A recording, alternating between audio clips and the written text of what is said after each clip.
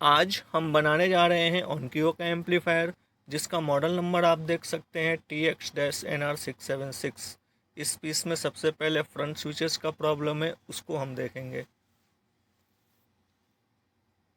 मैंने जो है इसके सारे फ्रंट के स्विचेस चेंज कर दिए हैं और ये इसके पुराने स्विचेस हैं।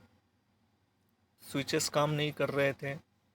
अब जो है नो साउंड का प्रॉब्लम है इसमें और HDMI नॉट वर्किंग है, तो हमने जो है इसका HDMI कॉम DSP बोर्ड निकाल रखा है। ऊपर से तो ये ठीक ठाक दिख रहा है, इतना रस्ट नहीं है, कुछ एक जगहों को छोड़ दिया जाए तो।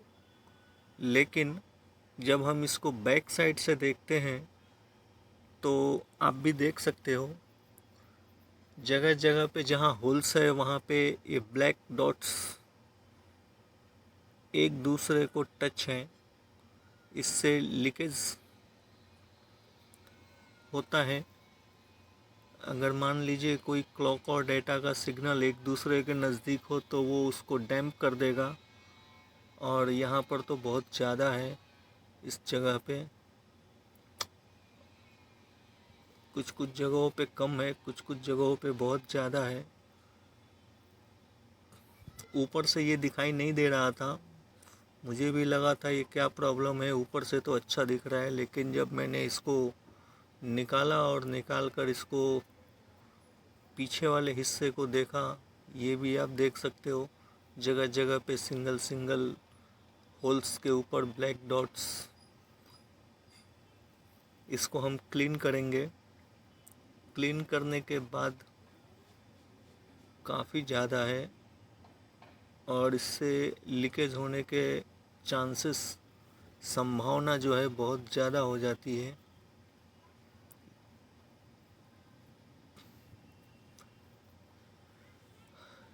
फ्रंट साइड में ये सेक्शन में है थोड़ा बहुत, जहाँ पर ये PCMIC लगी हुई है, लेकिन उतना मालूम नहीं पड़ रहा है। बैक साइड से ही ज़्यादा मालूम पड़ रहा है कुछ कुछ जगहों पे है। इसको हम पहले क्लीन करेंगे। क्लीन करने के बाद फिर देखते हैं, उसको अच्छे से साफ़ करेंगे।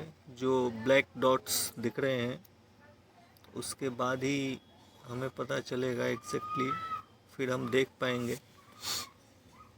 ऊपर से यहाँ पे कुछ जगहों पे है। चलिए हम इसको पहले क्लीन करते हैं, क्लीन करने के बाद फिर देखते हैं आगे। प्रोजेक्ट महारेगा रजिस्टर्ड।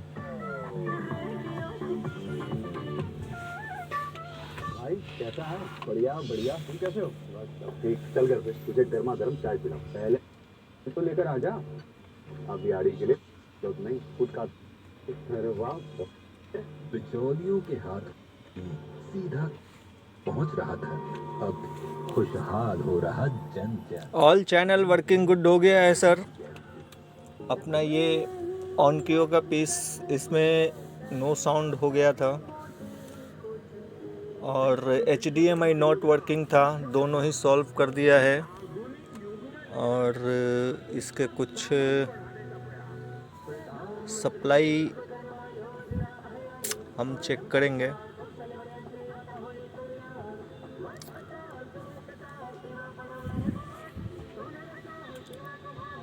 कुछ चीज़ें हैं जो नो साउंड के लिए हमें ध्यान देना चाहिए।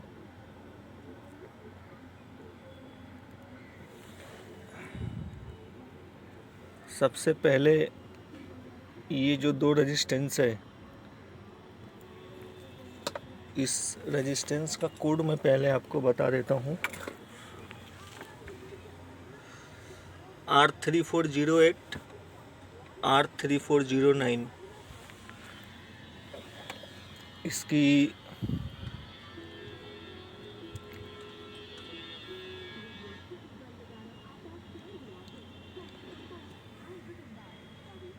वन पॉइंट सिक्स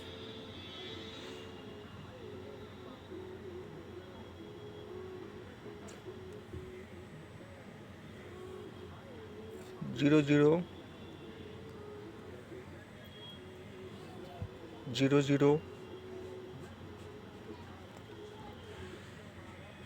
00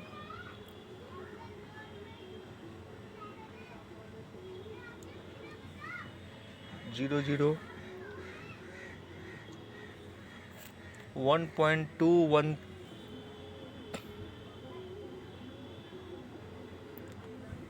1.6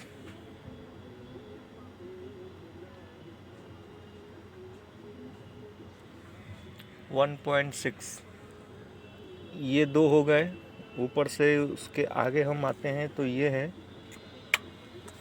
ये जो है सब जो मैं आपको बता रहा हूँ ये डिजिटल सिग्नल इन आउट का काम करता है। मुझे अच्छे से याद है 1.6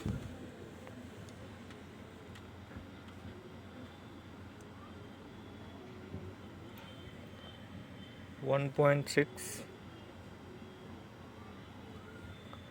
1.6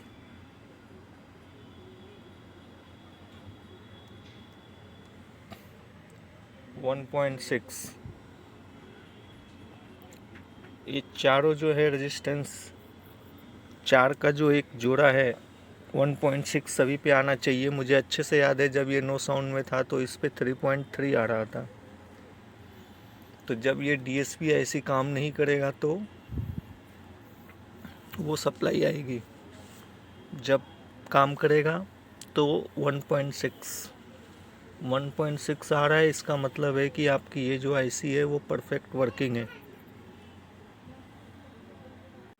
ये क्या काम करता है उसको भी आप ठीक से समझ लो। DIR LRC के HM SD43210 ऊपर से DIR B clock, DSD clock, DIR LRC के 2।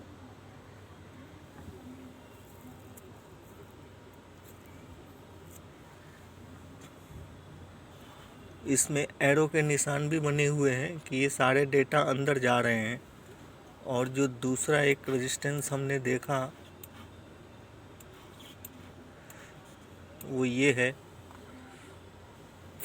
HD1234। ये सारे यहाँ से डिजिटल साउंड बाहर निकलते हैं। तो इन सब चीज़ों पे हमें ध्यान देना रहता है नो साउंड फॉल्ट के लिए, ख़ास तौर से इस मॉडल में।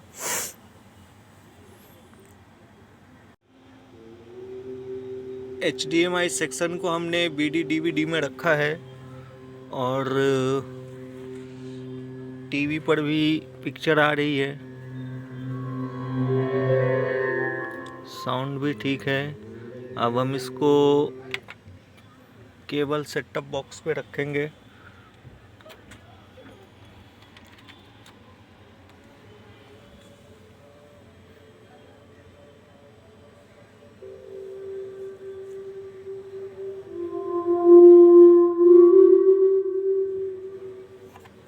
ऑलमोस्ट सभी इनपुट्स जो है वर्किंग है। अभी हमने रखा है स्ट्रीम बॉक्स।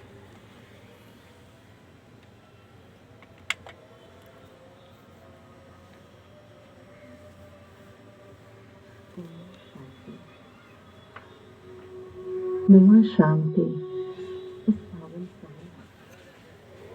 लगभग सभी वर्किंग गुड है। कुछ महत्वपूर्ण सप्लाई जो कि कंपलसरी है, आनी ही चाहिए, उसकी हम बात कर लेते हैं।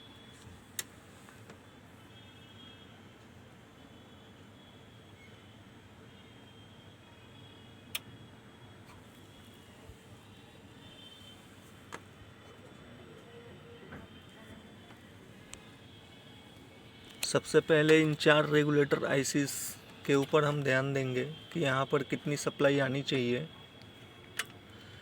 तो सबसे पहले ये है 1.13, सेकंड नंबर पे ये है 5.19, थर्ड नंबर पे 3.3,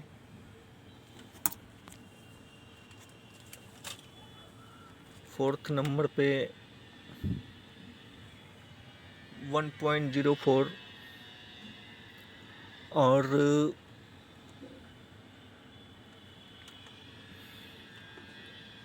गौर से आप देखेंगे तो मैंने जो है इसमें एक कैपेसिटर चेंज किया है। ये 2200 MFD का यहाँ पर लगा हुआ है, आप देख सकते हो।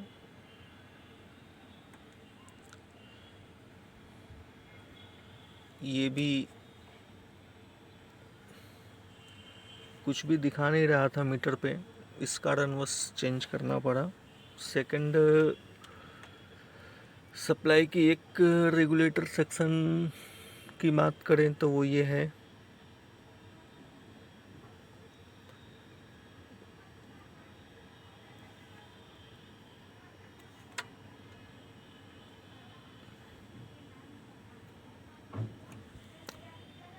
Three point three three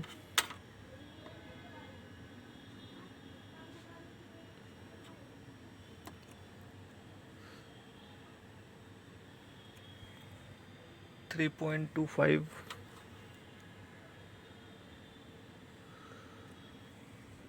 3.33